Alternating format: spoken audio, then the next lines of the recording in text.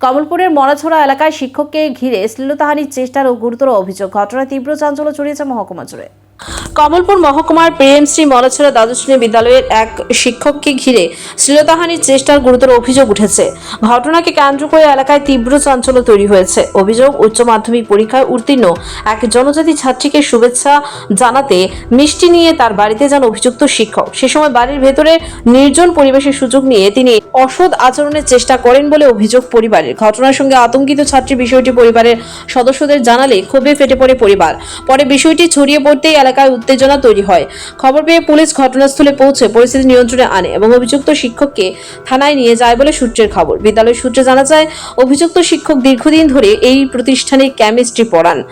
ঘটনায় স্কুল মহলও বিব্রত বলে জানা যায়। এদিকে অভিযুক্ত শিক্ষক তার পরিবারের পক্ষ থেকে এখনো পর্যন্ত কোনো প্রতিক্রিয়া পাওয়া যায়নি। ঘটনার তদন্ত শুরু করেছে পুলিশ।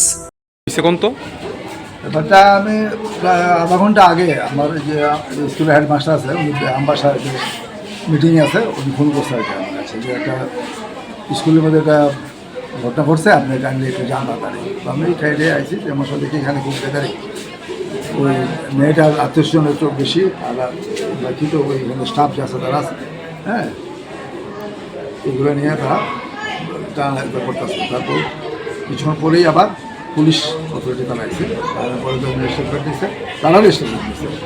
তারা মানে ভিক্টিমাইজ গার্লটা না, তাদের মানে তারা রিলেটিভ ছিলেন তারা, কিন্তু অ্যাকচুয়ালি যে ভিক্টিমাইজড হয়েছে তাদের মতে ওইটা কিন্তু ওইখানে আসছে না, তার কোনো রেকর্ড নেই। এদিকে অভিযুক্ত শিক্ষক ও তার পরিবারের পক্ষ থেকে এখনো পর্যন্ত কোনো প্রতিক্রিয়া পাওয়া যায়নি। ঘটনার তদন্ত শুরু করেছে পুলিশ।